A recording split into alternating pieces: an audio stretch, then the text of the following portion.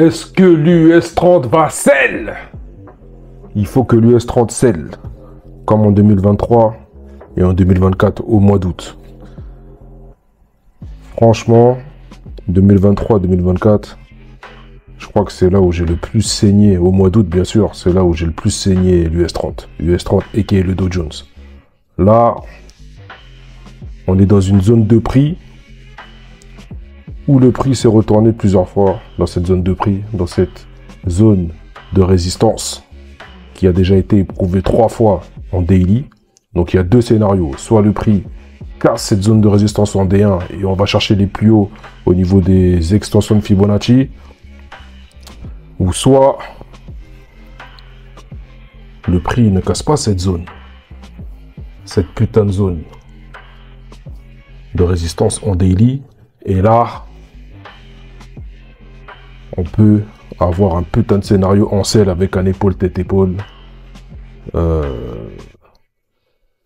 4 heures, parce que là le setup il est en 4 heures. En 4 heures on peut avoir un épaule tête épaule, et si on a un épaule tête épaule qui se concrétise, ou alors simplement une descente massive dès l'ouverture du marché. Là aujourd'hui on est dimanche, c'était une analyse technique que j'avais faite vendredi soir. Là on est dimanche, heure française, et on va voir ce que nous réserve l'ouverture du marché. Peut-être que ça va ouvrir avec un gap haussier, ou peut-être qu'on aura un gap baissier, ou tout simplement la continuité du setup en H4. Donc il y a deux scénarios, soit ça expose à la hausse, ou soit la résistance qui a déjà été éprouvée 3 fois en D1. Donc en D1, donc chaque chandelier japonais équivaut à une journée. Donc si la forme harmonique se concrétise, d'ailleurs on va aller la valider ensemble, cette forme harmonique à la mano. Il suffit pas juste d'avoir des indicateurs. Si jamais ça se concrétise, on va manger en sell en plein mois d'août sur l'US30, comme en 2023-24 et même en 2022 aussi. En 2022 j'avais bien mangé, d'ailleurs je crois que j'étais à London avec mon pote Kemal. Donc let's go, c'est parti, on va sur mon écran et on va regarder ça ensemble. C'est parti pour le Dow Jones Show 2025.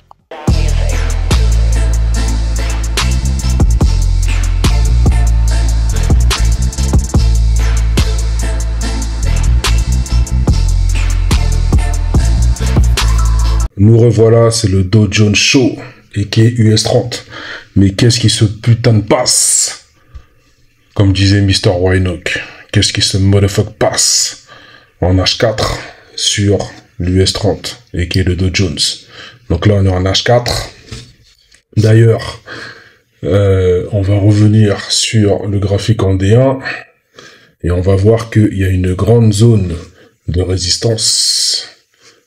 Une grande zone de résistance qui a déjà été frappée une première fois ici, une deuxième fois ici, et là tu as encore le prix qui se stoppe dans la même zone de prix. Donc on a une résistance en D1 qui est en train d'être éprouvée une troisième fois.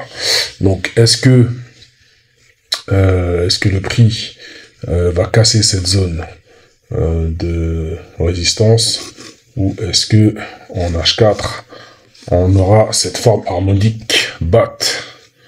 Cette forme harmonique, c'est une batte. Est-ce que cette forme harmonique batte va confirmer cette résistance testée, qui est en train d'être testée une troisième fois en daily? Donc là, nous sommes en 4 heures et on a une forme harmonique batte, d'accord? Et on a aussi une petite zone de résistance ici, de support ici. Alors. Tiens, elle est déjà là. Voilà, il y a cette zone là. Même comme ça. Ou même comme ça.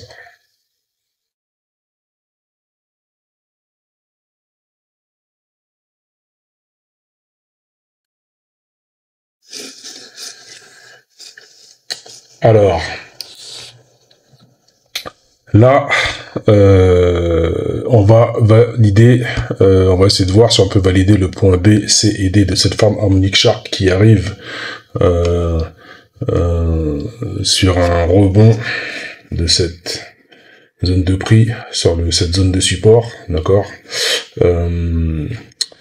La semaine dernière, dans le Dow Jones Show, j'avais déjà fait l'extension de cette jambe-là, et ça nous faisait arriver sur le niveau d'extension de Fibo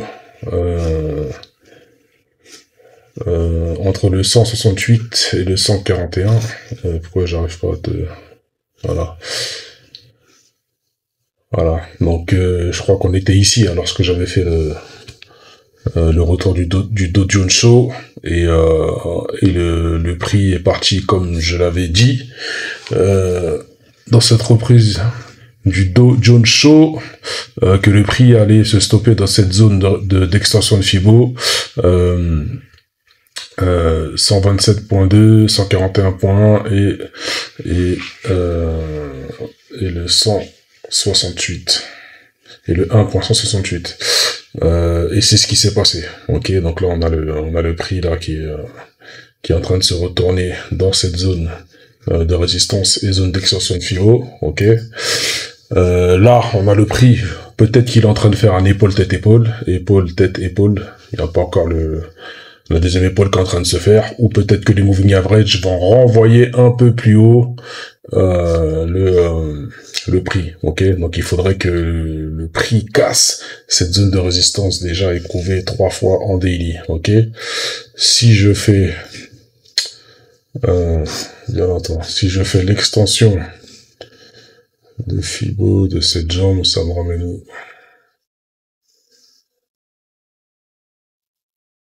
Ok.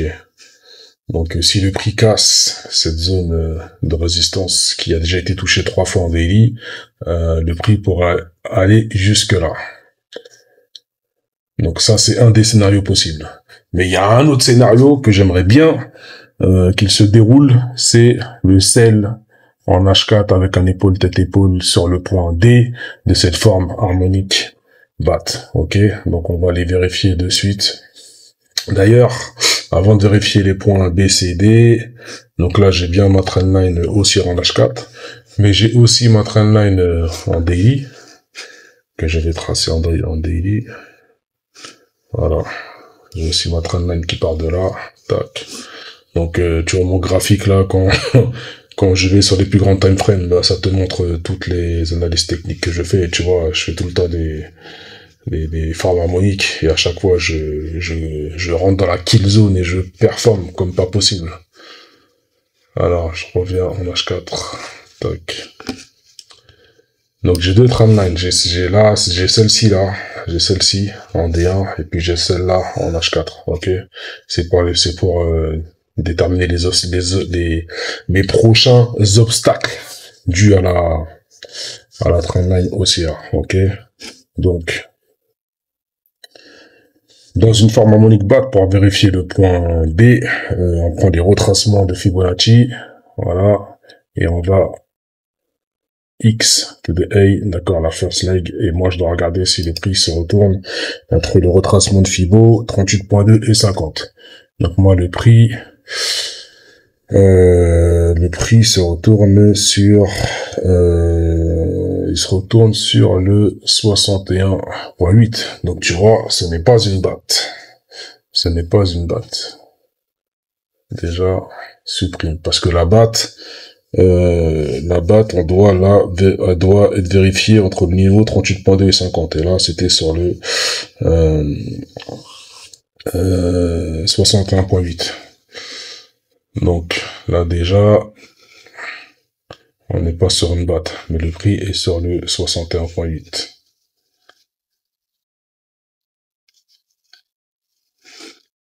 Donc à mon avis là, on est plus sur une Gartley. Parce que la Gartley, le seul point qu'il faut vérifier pour le point B, c'est le 61.8, donc c'est ce qu'on vient de vérifier. Donc on est plus sur une Gartley, je pense. Parce que le point C est plus haut que le point A.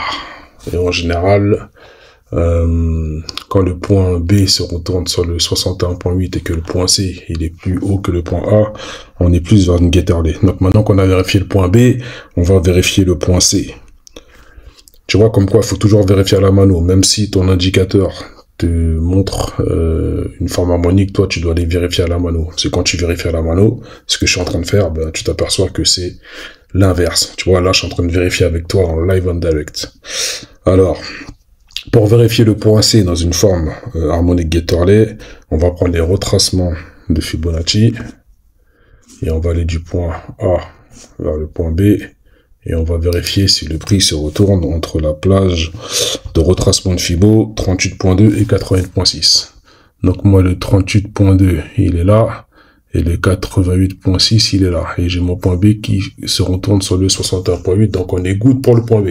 Donc pour l'instant, si on est vraiment dans une forme harmonique Getterley, on a vérifié le point B et le point C. Maintenant pour vérifier le point D, dans le Dow Jones Show, je te montre ça en live on direct. Pour vérifier le point D, il y a deux phases. Si on a vérifié la phase numéro 1, pas la peine de vérifier la phase numéro 2, ok?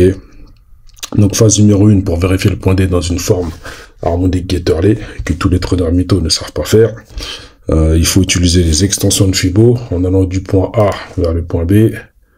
Tac, tac, tac. Et qu'est-ce que je dois vérifier? Je dois vérifier les niveaux d'extension de Fibo 127.2 et 61.8. Donc moi, le 127.2, c'est le noir, et le 161.8, c'est la ligne rouge. Et le prix se retourne pile poil de manière chirurgicale sur les chiffres de Dieu, les nombres de Dieu, extension de Fibo 161.8. Si tu intègres pas ça dans ton trading, les chiffres de Dieu, les nombres de Dieu, retracement de Fibo, extension de Fibo, forme harmonique, tu es fini dans le game. Les carottes sont cuites. Tu fumes ton compte, tu vas t'inscrire sur des propres firmes et tu vas perdre ton argent.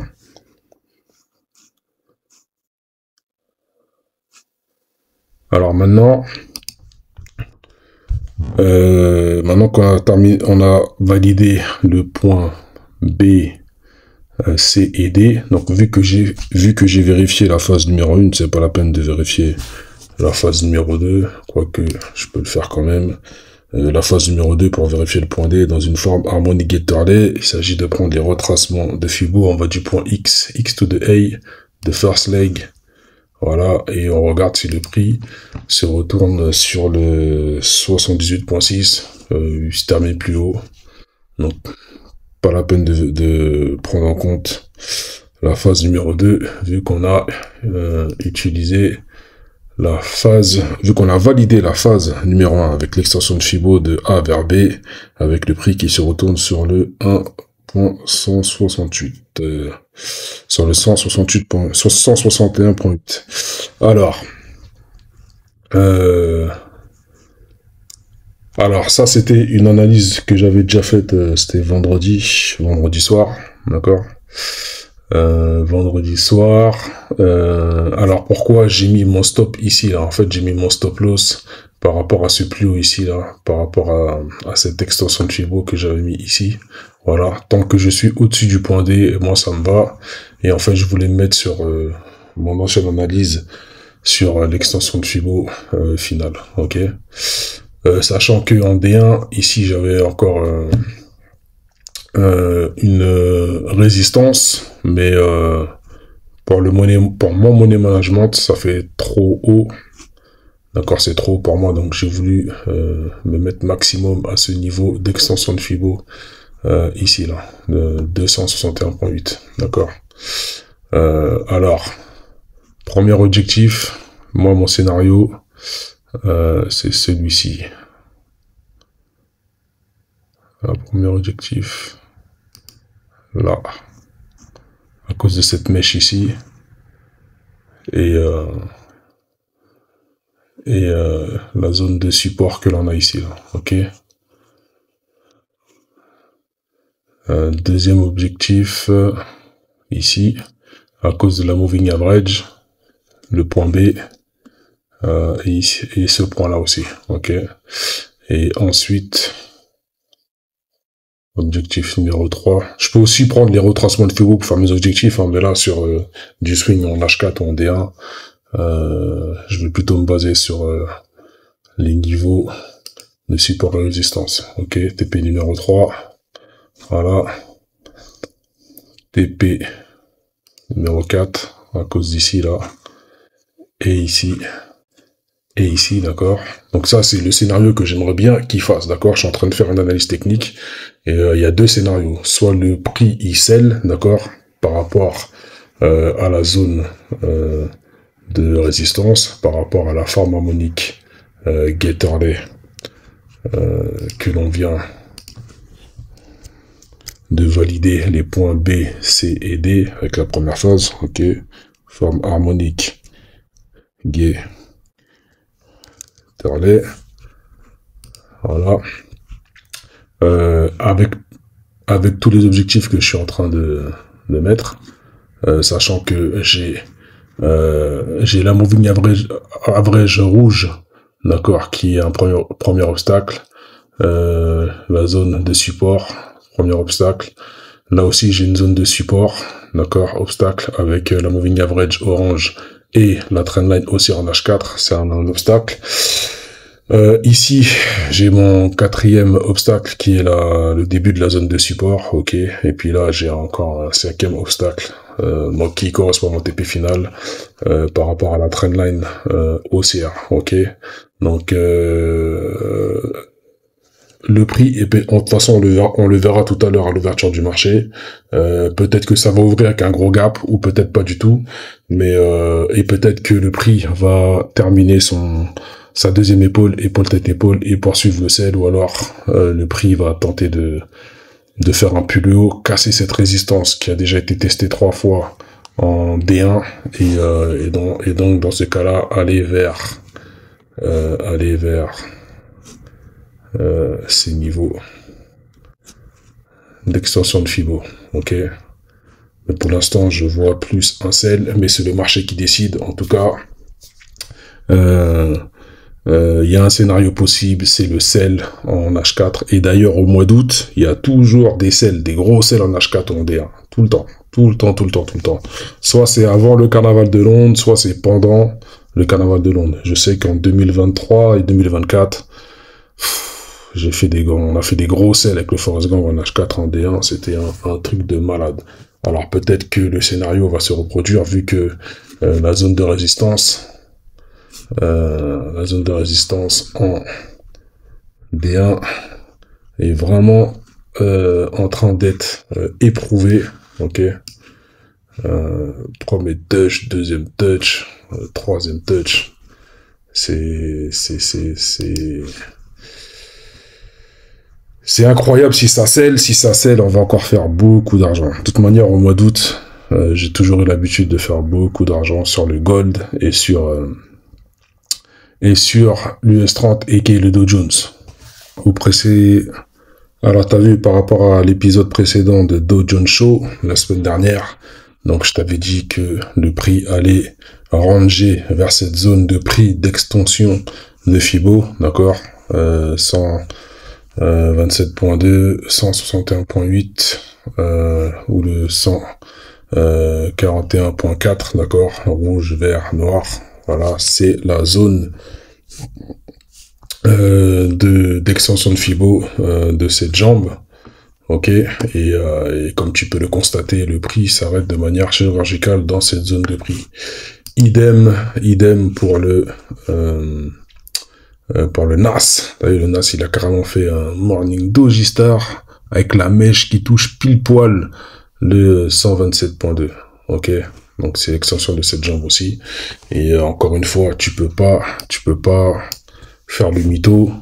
Tu peux pas tester les chiffres de Dieu, le nombre de Dieu, les suites de nombre de Fibonacci. Si tu inclus pas ça dans ton trading, c'est que déjà t'es dans le faux.